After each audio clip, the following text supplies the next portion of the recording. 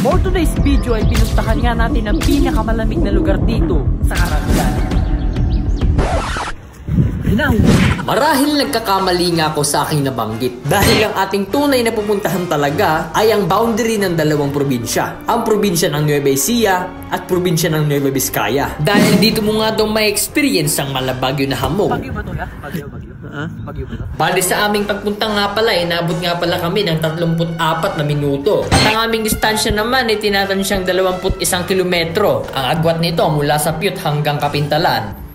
Lamig dito guys, grabe, pakainit. Muli nga pala namin pinuntahan dito ng aking kasama ang Balete Pass o mas kilala bilang Dalton Pass. Hindi naman kinakailangan dito ng entrance fee. Ang kinakailangan lang dito ay mag-login ka sa activity lab.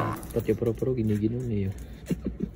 Agad na nga pala namin pinasok ito ng aking kasama. Sinubukan namin puntahan dito yung mga kagamitan ng pandigma dati. At ganito nga pala ang tanaw dito sa Dalton Pass. Hindi nga makita.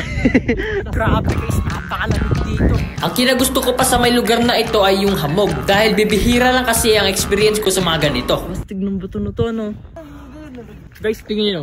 Nasa langit na tayo guys. Grabe, lamig dito. Swabing-swabe yung ginaw dito guys. Sinubukan nga pala namin puntahan dito ng aking kasama ang pinaka-top view ng Dalton Pass. Ngunit ito ay under construction pa. Kaya dali na nga lang muna kaming bumaba dito at tinignan ng isang parke pa. Ito ay ang Regiment Park. Guys, pasukin natin ito. Ano meron dito sa infantry na titawag park.